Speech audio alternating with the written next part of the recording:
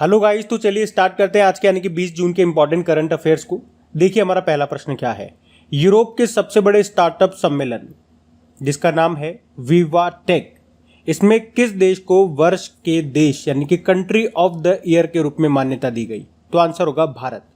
तो यूरोप के सबसे बड़े स्टार्टअप सम्मेलन विवा टेक ने भारत को वर्ष के देश यानी कि कंट्री ऑफ द ईयर के रूप में मान्यता दी है। और हमारे जो इलेक्ट्रॉनिक एंड आईटी मिनिस्टर हैं अश्विनी वैष्णव, जिनके पास रेल मंत्रालय भी है, इन्होंने भी विवाटेक प्रौद्योगिकी प्रदर्शनी में इंडिया पवेलियन का उद्घाटन किया। और आपको बता दूं, इस सम्मेलन में भारत के लगभग 65 स्टार्टअप पार्टिसिपेट कर रहे हैं। अच्छा, स्टार्टअप से एक डे आपको जरूर याद आएगा, नेशनल स्टार्टअप डे 16 जनवरी को। अच्छा, अगर मैं आपसे पूछूं कि स्टार्टअप्स को बढ़ावा देने के लिए इलेक्ट्रॉनिक्स एंड आईटी मिनिस्ट्री ने अभी एक पोर्टल भी लॉन्च किया था, क्या नाम है उस पोर्टल का? तो आंसर करना समृद्ध पोर्टल। और आपको याद होगा फ्लिपकार्ट ने लीप स्टार्टअप प्रोग्राम को शुरू किया था, जिसका उद्देश्य क्या है? भारत में स्टार्टअप्स की मदद करना। अभी अप्रैल की ही बात है, माइक्रोसॉफ्ट ने भारत में स्टार्टअप्स फाउंडर हब प्लेटफॉर्म को भी लॉन्च किया था। चलो बताओ, अभी प्रधानमंत्री नरेंद्र मोदी जी ने कितने का स्टार्टअप सीड फंड लॉन्च किया था? तो आंसर होगा 1000 करोड़ रुपए का। अच्छा, जिस तरह से इस प्रश्न में हम लोगों ने पढ़ा है कि यहाँ पे इस सम्मेलन में भारत को कंट्री ऑफ द ईयर के रूप में मान्यता दी गई। एक प्रश्न मेरे जहन में आ रहा है, मैं आपसे पूछता हूँ कि अभी आपको याद होगा पेरिस बुक फेस्टिवल 2022 का आयोजन हुआ था अप्रैल में, तो बताओ किस देश को गेस्ट ऑफ ऑनर के रूप में चुना गया था? तो आंसर होगा भारत को। और अभी आपको याद होगा कांस फिल्म फेस्टिवल 2022 में कंट्री ऑफ ऑनर ये भारत को बनाया गया था। और पहली बार ये किसी देश को सम्मान मिला है और पहली बार में ही हमको मिला है। तो ये पॉइंट्स भी ध्यान रखना। बढ़ते आगे, चलिए फिर बताइए, देश की पहली बालिका पंचायत का आयोजन किस राज्य में किया गया? तो आंसर होगा गुजरात में। तो अभी गुजरात के कच्छ जिले के कई गांवों में बालिका पंचायत नाम की भारत की पहली बालिका पंचायत का आयोजन किया गया। ये बेटी बचाओ बेटी पढ़ाओ अभियान के तहत गुजरात सरकार के महिला एवं बाल विकास कल्याण विभाग की एक पहल है। तो बालिका पंचायत का प्रबंधन 11 से लेकर 21 आयु वर्ग के लोगों के द्वारा किया जाता है। और इसका उद्देश्य क्या है? बालिकाओं के सामाजिक और राजनीतिक विकास को बढ़ावा देना। अब बात गुजरात की है, तो ये रहा मैप में गुजरात। कैपिटल इसकी गांधीनगर है, जो कि निर्वाचन क्षेत्र है, कॉन्स्टिट्यूएंसी है गृह मंत्री अमित शाह का। और इनके पास एक और मंत्रालय है, सहकारिता मंत्रालय। यहाँ के मुख्यमंत्री कौन है? भूपेंद्र पटेल हैं। और गवर्नर है आचार्य देवव्रत। आपको याद होगा अभी प्रधानमंत्री नरेंद्र मोदी जी ने इन स्पेस के मुख्यालय का उद्घाटन भी किया था अहमदाबाद में। इन स्पेस मतलब Indian national space promotion and authorisation centre. अभी IIM अहमदाबाद ने देश का पहला कृषि भूमि मूल्य सूचकांक भी लॉन्च किया था। और अभी अगर पूछे किस राज्य की सरकार ने, बताओ, पार तापी नर्मदा नदी जोड़ परियोजना को रद्द कर दिया? तो आंसर कर देना गुजरात। बताओ, अभी WHO यानी कि world health organisation global centre for traditional medicine की आधारशिला कहाँ पे रखी गई? गुजरात के जामनगर में। ये प्रश्न भी एग्जाम में पूछा गया था। चलो आप तो ये बताओ, भारत के पहले पोर्टेबल सोलर रूफटॉप सिस्टम का उद्घाटन कहाँ पे किया गया? गुजरात के गांधीनगर में। और भारत के पहले सामुदायिक रेडियो स्टेशन दूधवाणी, इसका उद्घाटन कहाँ किया? गुजरात में किया। अभी प्रधानमंत्री नरेंद्र मोदी ने कहां पर हनुमान जी की 108 फीट ऊंची प्रतिमा का अनावरण किया था? तो आंसर होगा मोरबी, गुजरात में। और Vikram Sarabhai children innovation centre ये कहां पे स्थापित किया गया था? गुजरात में ही। और हाँ गाइस, आगे बढ़ने से पहले आपको बता दूं, देखो कल की वीडियो में मैंने आपको पहले ही इन्फॉर्म कर दिया था कि कल मैं मैया के दर्शन पे जा रहा हूँ, माता जी के दर्शन पे आया हुआ हूँ, फैमिली के संग हूँ। और यहाँ पे किसी रिश्तेदार के घर पे हम लोग रुके हुए हैं। तो मैंने आपको बोला था शायद मेरे लिए पॉसिबल ना हो वीडियो बनाना, लेकिन फिर भी मैं कोशिश करूंगा। तो मैंने अपनी पूरी कोशिश की है कि मैं आपको वीडियो बना करके दे सकूं। और देखो, जितना आसान अपने घर पे होता है चीज़ें, दूसरों के घर में वो उतनी ही मुश्किल हो जाती है, क्योंकि हम किसी को फोर्स नहीं कर सकते किसी चीज़ के लिए। तो ये बात मैं अभी इसलिए आपको बता रहा हूँ क्योंकि आज की वीडियो में इतना ज़्यादा मैं चीज़ों को आपको एक्सप्लेन नहीं कर पाऊँगा। तो उसके लिए मैं आप लोगों को सॉरी बोलता हूँ। जितना होगा मैं वीडियो बना रहा हूँ। तो चलिए जल्दी से अभी हम आगे बढ़ते हैं। चलिए फिर बताइए, REN21 की रिन्यूएबल ग्लोबल स्टेटस रिपोर्ट के अनुसार 2021 में अक्षय ऊर्जा क्षमता के अतिरिक्त भारत का स्थान कौन सा है? तो REN21 की रिन्यूएबल ग्लोबल स्टेटस रिपोर्ट, जिसे अभी हाल ही में जारी किया गया, उसमें बताया गया कि भारत ने 2021 में अक्षय ऊर्जा यानी कि रिन्यूएबल एनर्जी क्षमता में तीसरी सबसे ज़्यादा वृद्धि की है। भारत ने चाइना और अमेरिका के बाद 2021 में अक्षय ऊर्जा क्षमता का लगभग 15.4 गीगावाट क्षमता जोड़ी है। अच्छा, आप याद रखना, ग्रीनको ग्रुप या आंध्र प्रदेश के कुर्नूल में दुनिया का सबसे बड़ा अक्षय ऊर्जा भंडारण प्लांट स्थापित कर रहा है, जिसकी कैपेसिटी है 5230 मेगावाट की। और ये कब तक बना लेगा? 2023 तक बना लेगा, ऐसा कहा इन्होंने। अभी मैरकॉम इंडिया के अनुसार 10 गीगावाट सौर क्षमता को पार करने वाला देश का पहला राज्य बन गया राजस्थान। आपको याद होगा, अभी सौभाग्य योजना की बात कर रहे हैं। सौभाग्य योजना मतलब सहज बिजली हर घर योजना। पहले तो ये बताओ, ये योजना कब आई थी? 25 सितंबर 2017 को। तो इस योजना के तहत सौर विद्युतीकरण में कौन सा राज्य टॉप पर रहा था? तो आंसर होगा राजस्थान। चलो मुझे बताओ, 100% सौर ऊर्जा से संचालित मंदिर कौन सा है? कोणार्क सूर्य मंदिर है, उड़ीसा का है ये, जिसको ब्लैक पैगोडा भी कहते हैं, और 10 रुपए के करेंसी नोट पे इसी का चित्र अंकित है। इसका निर्माण किसने करवाया था? गंग वंश के शासक नरसिंह देव फर्स्ट ने। और 100% सौर ऊर्जा से संचालित पहला इंटरनेशनल एयरपोर्ट आपका कोचीन इंटरनेशनल एयरपोर्ट है। और अगर आपसे पूछा जाए कि भारत कब तक कृषि में डीजल की जगह नवीकरणीय ऊर्जा, वही रिन्यूएबल एनर्जी का उपयोग करेगा, तो आंसर होगा 2024 तक। ऐसा कहा हमारे ऊर्जा मंत्री आर.के. सिंह ने। और याद रखना, भारत के शुद्ध शून्य कार्बन उत्सर्जन का लक्ष्य कब का है? 2070 का है। और भारत का ऊर्जा स्वतंत्रता का लक्ष्य, एनर्जी इंडिपेंडेंट होने का लक्ष्य है 2047 का। तो ध्यान रखना ये सब। बढ़ते आगे। अच्छा बताइए, national payment corporation of India international ने रुपे कार्ड और यूपीआई का विस्तार करने के लिए किस पश्चिमी देश की कंपनी के साथ समझौते ज्ञापन पर हस्ताक्षर किया? तो आंसर होगा फ्रांस। तो अभी एनपीसीआई यानी कि national payment corporation of India की अंतर्राष्ट्रीय शाखा है एनपीसीआई इंटरनेशनल। इसने फ्रांस के लाइरा नेटवर्क के साथ फ्रांस में यूपीआई और रुपे कार्ड की स्वीकृति के लिए आपस में समझौता किया। आपको बता दूं, भारत जो है एक महीने में 5.5 अरब यूपीआई लेन देन कर रहा है। और अब फ्रांस पहला पश्चिमी देश बन गया है जिसके साथ भारत ने अपनी यूपीआई सेवाओं का विस्तार करने के लिए समझौता किया। और अब फ्रांस पहला पश्चिमी देश बन गया है जिसके साथ भारत ने अपनी यूपीआई सेवाओं का विस्तार करने के लिए भागीदारी की है। अभी आपको याद होगा, भीम यूपीआई सेवा को हमने यूनाइटेड अरब अमीरात में भी शुरू कर दिया है। उससे पहले सिंगापुर हो गया, भूटान हो गया, यहाँ पे भी भीम यूपीआई सेवा को हमने शुरू किया। लेकिन अगर आपसे पूछे केवल यूपीआई को अपनाने वाले देश कौन कौन से हैं, तो भूटान है और नेपाल है। और यूनाइटेड अरब अमीरात से पहले हमने सिंगापुर में, भूटान में भी भीम यूपीआई सेवा को शुरू किया है। यूपीआई मतलब क्या होता है? Unified payment interface. और भीम मतलब होता है भारत इंटरफेस फॉर मनी। तो ये आप ध्यान रखना। बढ़ते आगे।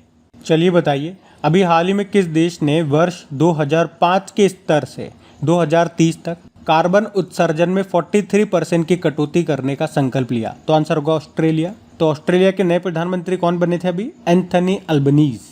और अभी उन्होंने अपने देश के लिए महत्वाकांक्षी जलवायु लक्ष्यों की घोषणा की है। उन्होंने 2005 के स्तर से 2030 तक 43% कार्बन उत्सर्जन में कटौती करने का वादा किया, जो पिछली सरकार के 26% और 28% के बीच के लक्ष्यों से कहीं अधिक है। आपको बता दूं, ऑस्ट्रेलिया दुनिया के सबसे ज़्यादा प्रति व्यक्ति कार्बन उत्सर्जकों में से एक है, जबकि कनाडा 2005 के स्तर से 2030 तक उत्सर्जन को 40% तक कम करने का लक्ष्य बना रहा है। वहीं अमेरिका का लक्ष्य है 52% कम करना। अब बात यहाँ पे ऑस्ट्रेलिया की है, तो ये रहा मैप में ऑस्ट्रेलिया। अभी आपको याद होगा, पानी के अंदर उगने वाला दुनिया का सबसे बड़ा पौधा ये किस देश में खोजा गया था? ऑस्ट्रेलिया में।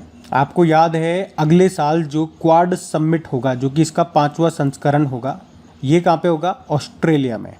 अभी इस साल 4था संस्करण इसका टोक्यो जापान में हुआ था, और पहला संस्करण 2021 में हुआ था यूएस में। और ऑस्ट्रेलिया में और क्या होगा? तो आपको बता दूं, 2032 के जो समर ओलंपिक्स होंगे वो ऑस्ट्रेलिया के ब्रिस्बेन में होंगे। उसके अलावा हमने पढ़ा था 2026 के जो कॉमनवेल्थ गेम्स होंगे ये ऑस्ट्रेलिया के विक्टोरिया में होंगे, और 2022 वाले कॉमनवेल्थ गेम्स ये भी इंग्लैंड के बर्मिंघम में होंगे। तो ध्यान रखना ये सारे पॉइंट्स। बढ़ते आगे। फिर बताइए, प्रोसेस्ड स्टील स्लैग रोड पाने वाला भारत का पहला शहर कौन सा बना? तो आंसर होगा सूरत। तो केंद्रीय इस्पात मंत्री, स्टील मिनिस्टर हैं रामचंद्र प्रसाद सिंह।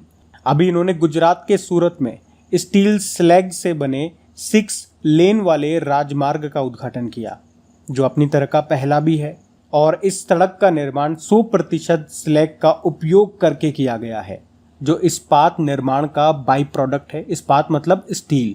अच्छा, जहाँ से 2 प्रश्न आप कनेक्ट कर सकते हो कि स्टील के प्रोडक्शन में नंबर 1 कंट्री कौन सा है। ये प्रश्न भी एग्जाम में भी आया था और कई बार मैं आपको बता भी चुका हूँ। तो आंसर होगा चाइना। और सड़क से आपको याद आएगा, अभी national highways authority of India ने सबसे तेज सड़क बनाने का वर्ल्ड रिकॉर्ड भी बनाया था। चलो, अगर आपको पता है तो बताइए कितनी लंबी किलोमीटर की उन्होंने सड़क बनाई थी और कितने समय में। साथ में ये भी बताओ national highways authority of India के अध्यक्ष कौन है। हम बढ़ते हैं आगे। फिर बताइए किस देश ने युवा सांसदों के वैश्विक सम्मेलन की मेजबानी की। तो आंसर होगा मिस्र ने। मिस्र यानी कि इजिप्ट।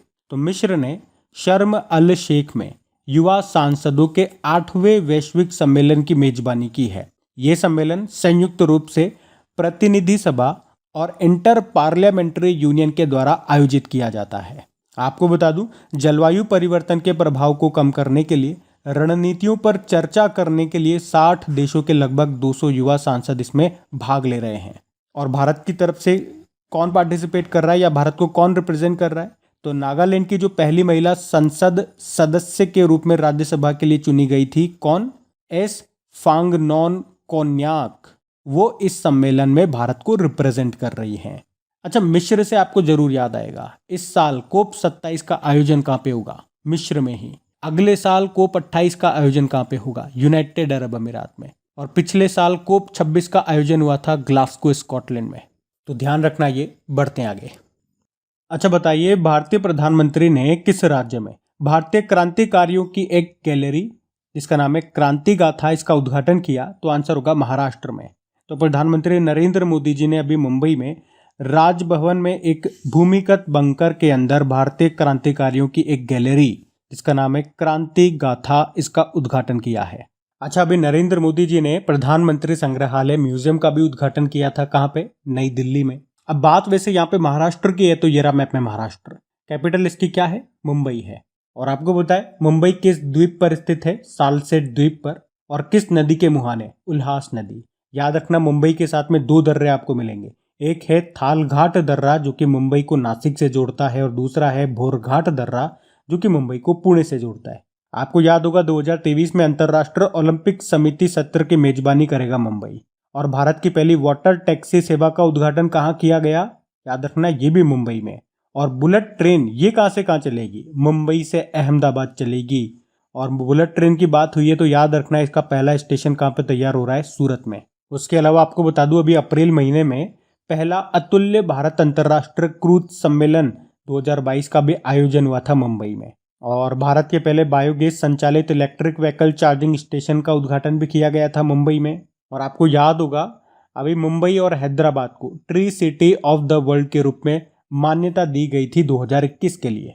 वैसे महाराष्ट्र के मुख्यमंत्री कौन है? उद्धव ठाकरे हैं। गवर्नर हैं भगत सिंह कोश्यारी। चीफ जस्टिस है दीपांकर दत्त। अभी आपने पढ़ा होगा, चीनी का सबसे बड़ा उत्पादक राज्य बन गया है महाराष्ट्र। और महाराष्ट्र के महाबलेश्वर में जो मांगर गांव है वो देश का पहला शहद वाला गांव बना था। अभी महाराष्ट्र सरकार ने जीवला योजना शुरू की थी। अभी जीन बैंक परियोजना स्थापित करने वाला पहला भारतीय राज्य बना था महाराष्ट्र। चलो बताओ, किस शहर ने देश की पहली डिजिटल बस सेवा का उद्घाटन किया? तो आंसर होगा मुंबई। अच्छा, स्टेच्यू ऑफ नॉलेज जो कि भीमराव अंबेडकर जी की स्टेच्यू है, इसका भी उद्घाटन हुआ था महाराष्ट्र के लातूर में। 70 फीट ऊंची है ये। अभी मार्च की बात है, भारतीय सेना और महाराष्ट्र की पुलिस ने सुरक्षा कवच 2 नाम से एक संयुक्त अभ्यास किया था पुणे में। और कवच की बात है तो आपको याद आएगा, भारतीय रेलवे की स्वचालित ट्रेन सुरक्षा प्रणाली है ये कवच। मतलब एक ही ट्रेन पे अगर आमने सामने 2 ट्रेन आएगी तो टकराने से उनको रोकेगा ये कवच सिस्टम। तो ये सब याद रखना पॉइंट्स। बढ़ते आगे। चलिए फिर बताइए, फीफा अंडर 17 महिला विश्व कप 2022 का मेजबान देश कौन सा है? तो आंसर होगा भारत। तो भारत फीफा अंडर 17 महिला विश्व कप 2022 का मेजबान है, जिसका शेड्यूल अभी हाल ही में जारी कर दिया गया। तो ये जो मैच है ये कहाँ पे खेले जाएंगे? उड़ीसा की कैपिटल भुवनेश्वर के कलिंग स्टेडियम में खेले जाएंगे। और इसके जो क्वार्टर फाइनल होंगे ये 21 और 22 अक्टूबर को होंगे। कहाँ पे? नवी मुंबई और गोवा में। गोवा में जो नेहरू स्टेडियम है वहाँ पे, और नवी मुंबई में जो DY पाटिल स्टेडियम है वहाँ पे ये मैच होंगे। अच्छा, फुटबॉल की बात है तो 2-3 प्रश्न मैं आप लोगों से पूछता हूँ। आपको याद है इस साल के एंड में फीफा वर्ल्ड कप होंगे कहाँ पे? कतर में, कतर दोहा में। इसका ऑफिशियल स्पॉन्सर कौन है? बायजूस है। और इसका मैस्कॉट यानी कि शुभंकर ये चुना गया था लाइब को। लाइब ये एक अरबी शब्द है जिसका मतलब होता है अति कुशल खिलाड़ी। चलो आप बताओ, अभी 75वीं संतोष ट्रॉफी 2021-22 का खिताब किसने जीता? इसका संबंध फुटबॉल से है। संतोष ट्रॉफी का एक तो ये याद रखना, इसको जीता केरल ने पश्चिम बंगाल को हरा करके। और अभी रियल मैड्रिड फुटबॉल क्लब ने अपना 35वां स्पेनिश लीग खिताब भी जीत लिया। आपको याद है कोपा अमेरिका 2021 का खिताब किसने जीता था? अर्जेंटीना ने। और यूरो कप 2020 को जीता था इटली ने। और फीफा की बात करते हैं तो इसका हेडक्वार्टर है ज्यूरिख स्विट्जरलैंड में और इसके अध्यक्ष हैं गियानी इन्फेनिटो। ध्यान रखना ये सब बढ़ते आगे। चलिए फिर बताइए, उत्तर कोरिया यानी कि नॉर्थ कोरिया की पहली महिला विदेश मंत्री ये कौन बनी है? तो आंसर होगा चो सन हुई। कौन हुई? चो सन। तो ये भी नॉर्थ कोरिया की पहली महिला विदेश मंत्री बन गई हैं। अच्छा, आपको याद होगा अभी साउथ कोरिया के नए प्रेसिडेंट कौन बने थे? तो आंसर होगा यूंग सुक येओल। बाकी बात उत्तर कोरिया की है तो ये रहा मैप में उत्तर कोरिया। उत्तर कोरिया एशिया महाद्वीप में स्थित है। इसकी राजधानी होती है प्योंगयांग और इसकी करेंसी है उत्तर कोरियाई वॉन। और यहाँ के राष्ट्रपति कौन है? किम जोंग उन है। और नॉर्थ कोरिया और साउथ कोरिया के बीच में जो बॉर्डर लाइन है उसको क्या कहते हैं? 38th parallel. तो अब बात करेंगे कल के वीडियो में पूछे गए प्रश्न के उत्तर की। तो कल के वीडियो में आपसे क्या पूछा था कि अभी सरकार ने अग्निपथ भर्ती योजना के लिए अधिकतम आयु सीमा को बढ़ाकर कितना कर दिया? तो आंसर होगा 23 वर्ष। तो आप सभी ने प्रश्न का बिल्कुल सही उत्तर दिया है। और हाँ, आज का वीडियो मैं नहीं बोलूँगा कि आपको वीडियो अच्छा लगा होगा, तो क्योंकि इतनी डिटेल में बिल्कुल भी नहीं था ये बस मैंने बना दिया। ये बहुत बड़ी बात है मेरे लिए अभी जहाँ पर मैं हूँ। और वैसे इनका क्विज़ ज़रूर बना दिया है मैंने, क्विज़ PDF बना करके अपलोड कर दिया आपकी क्रेक एग्जाम एप्लीकेशन पे, तो वहाँ जा करके आप इनको ज़रूर लगा लीजिएगा। तो ये रहा अब आपका आज का प्रश्न।